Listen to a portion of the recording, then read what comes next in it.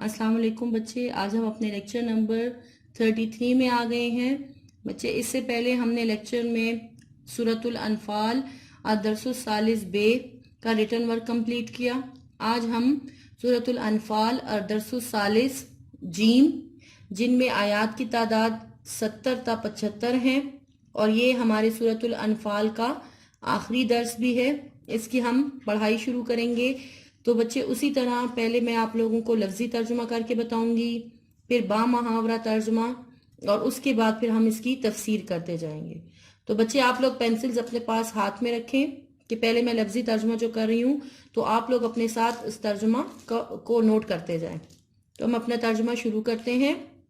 اعوذ باللہ من الشیطان الرجیم، بسم اللہ الرحمن الرحیم۔ یا ایہا النبی، اے نبی صلی اللہ علیہ وآلہ وسلم، قل کہو، لمن اس شخص کے لیے جو، یا اس کے لیے جو، فی ایدیکم، فی کا مطلب ہے میں، ایدیکم تمہارے ہاتھوں میں، من الاسرا قیدیوں میں سے، یعنی کہ جو تمہارے پاس قیدیوں میں سے آئے ہیں، یا جو تمہارے ہاتھ قیدیوں میں سے لگے ہیں۔ ان یعلم اللہ، اگر معلوم ہوگا اللہ کو، فی قلوبکم تمہارے دلوں میں، خیرن نیکی ہے یا بھلائی ہے، یؤتیکم دے گا تم کو، خیرن بہتر، مما اس سے جو، اخذا لیا گیا، منکم تم سے، من کا مطلب سے، کم تم سے، وَيَغْفِرْ اور معاف کر دیا جائے گا، لکم تمہارے لیے، واللہ اور اللہ تعالی، غفور الرحیم بخشنے والا، رحم کرنے والا ہے۔ اب بچے ہم اس کے با محاورہ ترجمہ کی طرف آ جاتے ہیں۔ اے پیغمبر صلی اللہ علیہ وآلہ وسلم، جو قیدی تمہارے ہاتھ میں گرفتار ہیں ان سے کہہ دو کہ اگر خدا تمہارے دلوں میں نیکی معلوم کرے گا تو جو مال تم سے چھینا گیا ہے یا چھن گیا ہے اس سے بہتر تمہیں عنایت فرمائے گا، اور تمہارے گناہ بھی معاف کر دے گا، اور خدا بخشنے والا مہربان ہے۔ جی بچے، تو اب ہم اس کی تفسیر کی طرف آ جاتے ہیں۔ تو بدر کی قیدیوں کی اقسام، یہ جو آیت نازل ہوئی ہے بچے، یہ غزوہ بدر کے قیدیوں کے بارے میں نازل ہوئی ہے،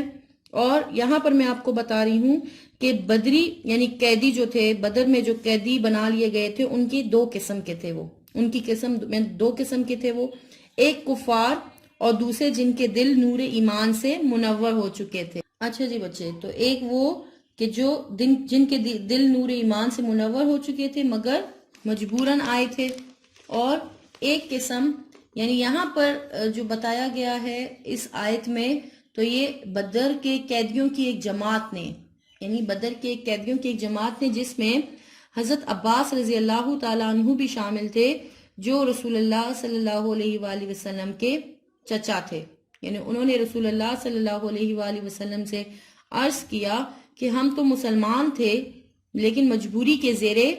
اثر آئے تھے، اور ہم سے فدیہ کیوں لیا جا رہا ہے؟ تو اس پر یہ آیت مبارکہ جو ہے نازل ہوئی ہے، جو یہ ترجمہ میں آپ کو بتایا کہ اے پیغمبر، جو قیدی تمہارے ہاتھ میں گرفتار ہیں ان سے کہہ دو کہ اگر خدا تمہارے دلوں میں نیکی معلوم کرے گا تو جو مال تم سے بھی چھن گیا ہے اس سے بہتر تمہیں عنایت فرمائے گا، اور تمہارے گناہ بھی معاف کر دے گا، اور خدا بخشنے والا مہربان ہے۔ بچے یہ جو ہے یہ حضرت ابن عباس یعنی ان کی روایت میں ہے کہ حضرت ابن عباس یعنی حضرت عباس کے بیٹے، ان کی روایت سے لکھا ہے کہ حضرت عباس رضی اللہ تعالیٰ عنہ نے فرمایا کہ جب میں نے رسول اللہ صلی اللہ علیہ وآلہ وسلم کو اپنے مسلمان ہونے کی اطلاع دی اور درخواست کی کہ جو 24 اوقیہ سونا، اب اس میں 24 اوقیہ یا 20 اوقیہ سونا جو ہے وہ ان سے نکلا، یعنی ان کے پاس سے نکلا تھا، اور اس کو حساب میں لگایا جائے تو یعنی خدا کی قسم یہ آیت یعنی نازل ہوئی اس وقت، اور اللہ تعالیٰ نے اس سونے کے عوض مجھے 20 غلام عنایت کر دیے، جن میں سے ہر ایک میرے سرمایے سے تجارت کرتا، اور مطلب جتنا اس کا نفع ہوتا اور کل نفع مجھے ملتا، یعنی جتنا اس کا نفع ہوتا وہ پھر مجھے ملتا، اور اس کے ساتھ اللہ تعالیٰ نے مغفرت کا بھی، مطلب میں اللہ سے مغفرت کی بھی کا امیدوار ہوں۔ اب بچے یہاں پر سنیں ذرا کہ حضرت عباس رضی اللہ تعالیٰ عنہ کے پاس 20 یا 24 اوقیہ جو ہے وہ سونا نکلا تھا، کیونکہ غزوہ بدر میں 12 سردار ایسے تھے کہ جنہوں نے پورے لشکر کے کھانے کا خرچ اٹھایا تھا، مطلب کہ ایک ایک دن ان کی باری لگائی گئی تھی کہ آپ نے ایک ایک دن کا پورے لشکر کے کھانے کا بندوبست کرنا ہے۔ تو جس دن حضرت عباس رضی اللہ تعالیٰ عنہ کی باری تھی تو اسی دن جو ہے غزوہ بدر کا واقعہ پیش آیا، تو جو وہ مال ان کے پاس تھا وہ تقریباً 20 اوقیہ یا 24 اوقیہ تھا، وہ ان کے پاس سے برآمد ہوا تھا، اور ایک اوقیہ کی جو قیمت ہوتی ہے وہ 40 درہم کے برابر ہوتی ہے۔ ایک اوقیہ جو تھا وہ 40 درہم ہوتا ہے، یعنی ایک اوقیہ 40 درہم ہوتا ہے، اور درہم کہتے ہیں چاندی کے سکے کو۔ ٹھیک ہے بچے، یہ کرنسی اس ٹائم کی جو استعمال ہوتی تھی۔ ٹھیک ہے، اب بات یہاں پر جو ہو رہی ہے وہ یہ کہ یہ انہوں نے کیوں کہا، حضرت عباس رضی اللہ تعالیٰ عنہ نے یہ بات کیوں کہی؟ تو پھر اللہ تعالیٰ نے یہ آیت جو ہے نازل فرمائی، کیونکہ انہوں نے فدیہ جو ان سے مال لیا گیا تھا وہ ان کو دے دیا گیا، اور ان سے وہ فدیہ میں لے لیا گیا جو ان سے مال برآمد ہوا تھا۔ پھر ان کو جو ہے ان کے جو بھتیجے تھے، 2 بھتیجے تھے حضرت عباس رضی اللہ تعالی عنہ کے، ان کا فدیہ بھی آپ صلی اللہ علیہ وآلہ وسلم نے حضرت عباس سے لینے کو کہا، یعنی ایک عقیل بن ابی طالب اور دوسرے نوفل بن حارث، یہ ان کی یعنی فدیے کی رقم بھی حضرت عباس رضی اللہ تعالیٰ عنہ پہ ڈالی گئی۔ تو انہوں نے یہ کہا کہ کیا آپ، یعنی رسول اللہ صلی اللہ علیہ وآلہ وسلم سے کہا کہ کیا آپ مجھے اس حالت میں چھوڑنا چاہتے ہیں کہ میں اپنی باقی ساری زندگی قریش سے مانگ مانگ کے گزاروں؟ تو پھر رسول اللہ صلی اللہ علیہ وآلہ وسلم نے یہ فرمایا کہ وہ سونا کہاں ہے جو مکہ مکرمہ سے یعنی چلتے وقت تمہاری بیوی ام فضل نے دفن کیا تھا، اور تم نے کہا کہ خبر نہیں کہ اگر مجھے حادثہ پیش آ جائے یا میں جنگ میں کام آ جاؤں تو اس میں تو یہ جو ہے یہ تیرا ہے، وہ سونا جو ان کی بیوی نے دفن کیا، تو کہا کہ یہ تیرا ہے، عبداللہ اور عبید اللہ کا ہے، اور فضل کا ہے، اور قسم کا ہے، یعنی کہ یہ 4 بیٹے تھے حضرت عباس رضی اللہ تعالیٰ عنہ کے۔ اور پھر جب یہ بات انہوں نے کہی تو پھر حضرت عباس رضی اللہ تعالیٰ عنہ نے کہا کہ اس راز کو میرے اور اللہ تعالیٰ کے سوا کوئی نہیں جانتا تھا۔ تو وہ خود بھی ایمان لے آئے، اور ساتھ میں انہوں نے باقاعدہ طور پر اعلان کر دیا حضرت عباس نے، اور یعنی ایمان تو لائے تھے لیکن باقاعدہ طور پر انہوں نے اعلان نہیں کیا تھا، تو پھر خود بھی ایمان لے اور اپنے بھتیجوں کو بھی ایمان لانے کو کہا۔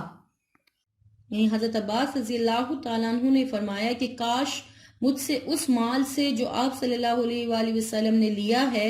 کئی گنا زیادہ لیا ہوتا، کیونکہ اللہ تعالیٰ نے مجھے اس مال سے یعنی بہتر عنایت کر دیا، یعنی 40 غلام عنایت کر دیے، جن میں سے یعنی جس میں سے ہر ایک کے ہاتھ میں میرا مال ہے، اور جس سے وہ کمائی کرتا ہے، اور وہ کمائی میری ہوتی ہے، یعنی کہ وہ ان جو سرمایہ وہ لاتے ہیں یا جتنا منافع ہوتا ہے وہ سارا میرا ہوتا ہے، اور مجھے اللہ تعالیٰ سے مغفرت کی بھی امید لگی ہے، یعنی اللہ تعالیٰ نے مال کے ساتھ ساتھ اللہ تعالیٰ نے بخشش کی بھی بشارت عطا فرمائی ہے۔ یعنی کہ ایک مرتبہ رسول اللہ صلی اللہ علیہ وآلہ وسلم کے پاس بحرین کا مال آیا، جس کی مقدار جو تھی وہ 80,000 تھی، تو نماز ظہر کے لیے جب آپ صلی اللہ علیہ وآلہ وسلم نے وضو کیا تو نماز سے پہلے ہی سارا تقسیم کر دیا، اور حضرت عباس رضی اللہ تعالیٰ عنہ کو بھی اس سے لینے کو کہا، جن سے وہ جتنا لے سکتے تھے انہوں نے لے لیا۔ اب پھر ان سے جو ہے وہ انہوں نے غلام جو ان کا مال لے کے جاتے تھے، اور وہ جتنا منافع ہوتا تھا وہ اس سے کئی گنا زیادہ تھا۔ تو یہاں پر جو آیت نازل ہوئی ہے، یہ آیت جو میں نے بھی آپ کو اس کی تفسیر بھی بتائی ہے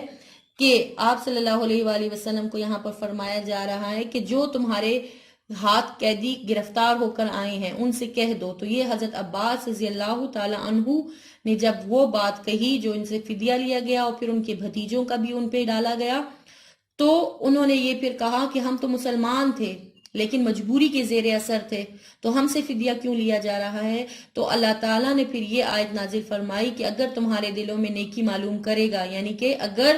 تمہارے دلوں میں جو ایمان ہے وہ باقاعدہ طور پر ظاہر ہو، یعنی جو ہو گیا، اور تمہارے دلوں میں نیکی معلوم کرے گا، تو مال جو تم سے چھن گیا ہے، یعنی کہ جو تم سے فدیہ لیا گیا ہے، تو اس سے بہتر تمہیں عنایت فرمائے گا. اور حضرت عباس رضی اللہ تعالیٰ عنہ کو اللہ تعالیٰ نے عنایت بھی فرمایا، اور بہت زیادہ. تو حضرت عباس نے پھر یہ بھی کہا کہ کاش مجھ سے اور زیادہ لیا گیا ہوتا، کیونکہ اللہ تعالیٰ نے مجھے اس سے اور بہتر دیا ہے، اور تمہارے گناہ بھی معاف کر دے گا، اور وہ خدا بخشنے والا مہربان ہے. یعنی کہ یہاں پر پھر ساتھ ساتھ حضرت عباس نے یہ بھی کہا کہ مجھے اب بخشش کی بھی امید لگی ہے اللہ تعالیٰ سے کہ وہ مجھے بخش بھی دے، کیونکہ خدا بخشنے والا اور مہربان ہے. تو یہ بچے آپ لوگوں کو سمجھ میں آ گئی ہے. اب ہم اگلی آیت کی طرف آ جاتے ہیں. اس کا ہم لفظی ترجمہ کریں گے اور پھر اس کے بعد ہم اس کا بامحاورہ ترجمہ پھر اس کی تفسیر کریں گے. جی. وَإِن يُرِيدُوا، اور اگر وہ ارادہ رکھتے ہیں، خیانتک، خیانت کا تم سے، فقد، پس تحقیق، خان اللہ، خیانت کی، خان اللہ، خیانت کی انہوں نے، اللہ سے، من قبل، اس سے پہلے، فَأَمْكَنَ، پس قابو کر دیا، پس قابو میں دے دیا، منہم، ان کو یا ان سے، واللہ، اور اللہ تعالی، علیم حکیم، جاننے والا، حکمت والا ہے. اب اس کے بامحاورہ ترجمہ کی طرف آئیں. اور اگر یہ لوگ تم سے دغا کرنا چاہیں یا دھوکہ دینا چاہیں تو یہ پہلے ہی خدا سے دغا کر چکے ہیں، یعنی دھوکہ دے چکے ہیں، تو اس نے ان کو تمہارے قبضے میں کر دیا، اور خدا دانا حکمت والا ہے، یعنی جاننے والا، حکمت والا ہے. اب بچے ہم اس کی تفسیر کی طرف آ جاتے ہیں. اچھا جی بچے، اب یہ آیت جو نازل ہوئی ہے یہ فریبی قیدی یا جو دھوکہ دینے والے قیدی، ان کے بارے میں یہ آیت نازل ہوئی ہے کہ یعنی ایسے قیدی جو فدیہ دے کر یا مفت قید سے چھوٹ کر بد عہدی کریں، یعنی وعدہ خلافی کریں. تو کیونکہ جو کچھ قیدی ایسے تھے جو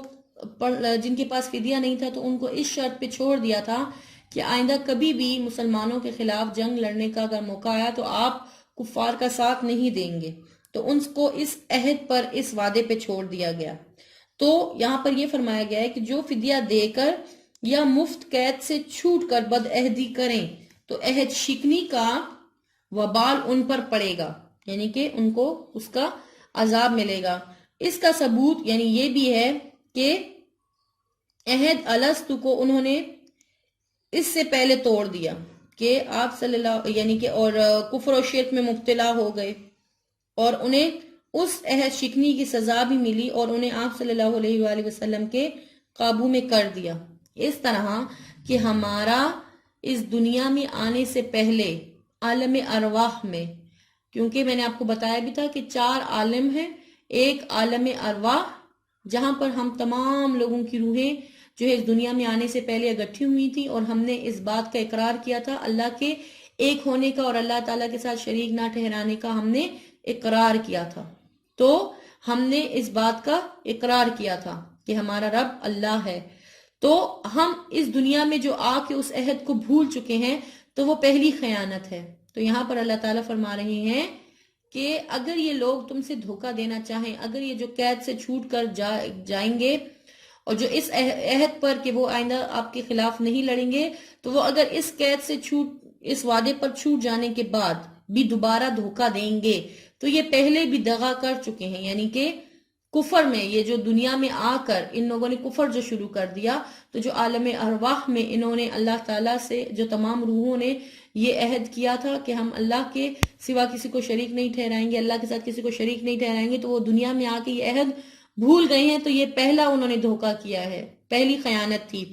اور اب اگر یہ دوبارہ بھی اس طرح کریں گے کہ اب آپ سے عہد کرنے کے بعد، یعنی دنیا میں آنے کے بعد آپ سے عہد کرنے کے بعد خیانت کریں گے تو ان کو کیا کر دیا جائے گا، ان کے سر وبال آ پڑے گا۔ اور پھر یہ بھی کہ انہیں اس عہد شکنی کی سزا بھی ملی، یعنی کہ جب دیکھیں وہ پہلے جو انہوں نے کفر میں مبتلا ہو گئی دنیا میں آ کے، پھر ان کو یہ ان کی سزا تھی کہ وہ آپ صلی اللہ علیہ وآلہ وسلم کے یعنی ان کے ہاتھ آ گئے، قیدی بنا لیے گئے۔ تو اگر یہ دوبارہ بھی آپ سے اس طرح عہد توڑ دیں گے، ابھی آپ سے اس عہد پہ اپنے آپ کو چھڑوا رہے ہیں، لیکن اگر یہ دوبارہ بھی اس طرح کریں گے، عہد مطلب وعدہ خلافی کر کے اگلی جنگ میں یا کسی بھی موقع پر مسلمانوں کے خلاف آئیں گے تو ان کو دوبارہ بھی آپ کے قابو میں کر دیا جائے گا۔ اور جیسے یہ ہے بھی، میں آپ کو ایک بتا بھی رہی ہوں کہ اگر پھر یہ عہد شکنی کریں گے تو ہم دوبارہ انہیں آپ کے قابو میں دے دیں گے۔ جیسے یعنی رسول اللہ صلی اللہ علیہ وآلہ وسلم نے ابو غزا، یعنی کہ وہ ایک شخص تھا، اس کو بدر کے دن بغیر فدیے لیے، یعنی آپ صلی اللہ علیہ وآلہ وسلم نے اپنی عنایت سے چھوڑ دیا تھا اور اس سے عہد کر لیا تھا کہ ہمارے خلاف آئندہ کسی مشرک کی حمایت نہ کرنا۔ لیکن احد کی جنگ میں مشرکوں کے ساتھ یہ ہو کر آیا اور پھر رسول اللہ صلی اللہ علیہ وآلہ وسلم یعنی پھر دوبارہ وہ گرفتار ہوا اور رسول اللہ صلی اللہ علیہ وآلہ وسلم نے اس کو پھر قتل کرنے کا حکم دے دیا۔ تو یہاں پر اللہ تعالیٰ یہی فرما رہا ہے کہ اگر یہ لوگ تم سے دغا کرنا چاہیں گے، یعنی کہ جو قیدی تم سے دغا کرنا چاہیں گے، تو یہ پہلے ہی خدا سے دغا کر چکے ہیں، یعنی کہ جو کفر میں آئی ہیں اور عالم ارواح کا جو عہد یہ بھول گئے ہیں، اور اس نے ان کو تمہارے قبضے میں کر دیا۔ قبضے میں کیسے کیا؟ جو بدر میں تمہارے ہاتھ آئے ہیں، اور اگر یہ دوبارہ بھی کریں گے تو اللہ تعالیٰ جاننے والا، حکمت والا ہے۔ جیسے میں نے آپ کو ابھی یہ واقعہ سنایا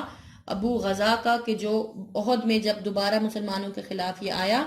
تو گرفتار ہوا، رسول اللہ صلی اللہ علیہ وسلم نے اس کو قتل کرنے کا حکم دے دیا۔ تو بچے اب آپ لوگوں نے ان دونوں آیات کا ترجمہ اچھے طریقے سے یاد کرنا ہے، اور یہ آپ لوگوں کا ہوم ورک بھی ہے۔ پھر انشاءاللہ ہم اگلے لیکچر میں پھر باقی درس کریں گے انشاءاللہ۔